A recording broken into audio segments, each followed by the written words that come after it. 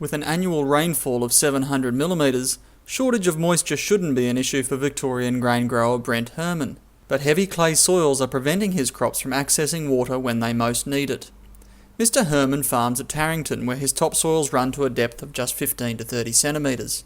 For the past 4 seasons, he has been involved in a series of trials to improve the structure of the subsoils to ensure the moisture and nutrients trapped below are plant available. We're in quite a cool, wet area of the state. We're on roughly a 700 mil rainfall and a winter-based rainfall. It gets very wet in the winter, and we can have conditions where in the springtime it basically stops raining, so it becomes a bit of an issue finishing the crops. Our subsoil is basically a pure clay, the consistency of plasticine, and it's incredibly dense, and that's where our issues lie, is the plants can't extract the moisture or nutrients out of that subsoil. The Grains Research and Development Corporation is supporting the research being conducted by the Victorian Department of Primary Industries and grower group Southern Farming Systems.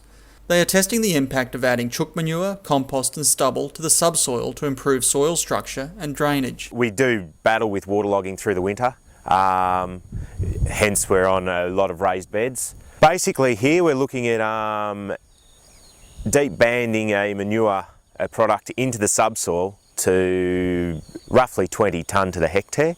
Basically that's put in there to help stimulate some microbial activity and whatnot, which then allows the roots to penetrate and extract that moisture and nutrient out of that subsoil. The strategy has delivered impressive results. The last season we had wheat in here, we had a cut-off spring.